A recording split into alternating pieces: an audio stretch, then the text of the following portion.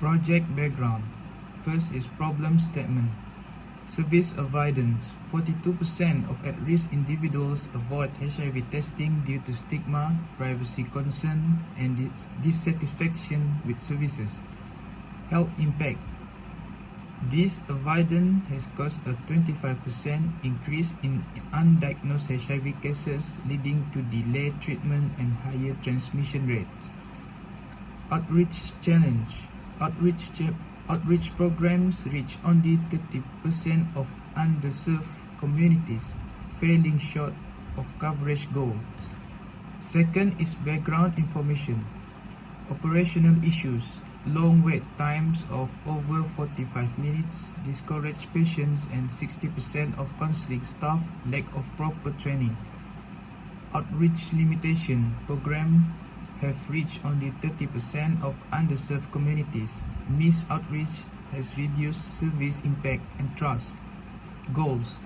Reduce undiagnosed cases, cut wait time, and train all staff in stigma-free care to improve trust and health outcomes.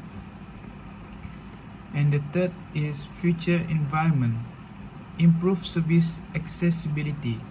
More individuals feel comfortable accessing HIV testing and counseling due to reduced stigma and enhanced privacy. Second is enhanced community trust. Trust in the clinic is restored, encouraging more individuals to seek help early. Positive health outcomes. Earlier diagnosis and treatment reduce HIV transmission rate by 50%. So today I want to present about the project charter. From my conclusion for project charter is my project title is improving HIV prevention processes. So first, the key issues identified: high stigma, long waiting times, and dissatisfaction with survey quality are causing 42% of at-risk individuals to avoid HIV testing and counseling. Then the second is this has resulted in a 25% increase in undiagnosed HIV case, delayed treatment, and higher transmission rate, along with operation inefficiency like long waiting time exceeding 45 minutes. Then the ethical principle and codes address firstly justice and equity, like ensuring fair access to HIV service for all individuals regardless of background or stigma. Then the second is competence and quality of care, like training 100% of staff to deliver stigma-free service to improve patient experience and trust. The response to the issue is firstly data-driven improvement, like analyzing current service, challenges, and patient flow to identify gaps. The second is community implementation of Six Sigma tools, like streamlining processes to reduce inefficiencies, lower waiting times to under 20 minutes, and enhance service delivery. The anticipated impact is firstly a 20% reduction in undiagnosed HIV cases within the target population, and then a 50% increase in HIV testing uptake and greater patient confidence in clinic service.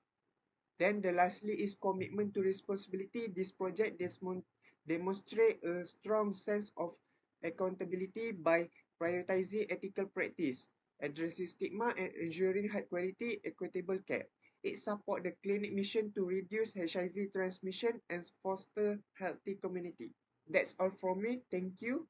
I pass to next presenter. In define phase, we use several tools to define our project. Firstly, to define our project scope, we use a project charter.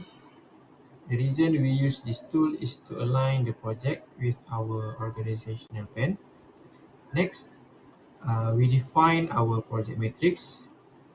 We use three tools to define this matrix. The first tool is critical to quality trees. The reason is to identify the HIV prevention processes as the key to prioritize patient satisfaction. The second tool is Pareto analysis. The reason we use this tool because it can provide a clear and data-driven visualization for the undiagnosed HIV cases. And the third tool is we use the Ishikawa diagram. And the reason we use this tool is to visually maps the potential causes of low uptake of HIV testing and counseling. Okay, measure pace. First of all is flow charting. What is flow charting is a visual representation of service process was created, identifying inefficiencies such as long patient wait time and inconsistent workflow. 5.2 is Ishikawa diagram. What is Ishikawa diagram is root cause of service inefficiencies were categorized into areas such as accessibility, staff training, stigma, and outreach efforts. 5.3 is failure mode and effect analysis. Potential failure were identified, score and addressed. Key improvement is include increasing outreach, reducing stigma, strengthening confidential and training staff. Okay, next is normally test. What is a normally test is statistical analysis confirm the database follow a normal distribution, ensuring the validity for further analysis.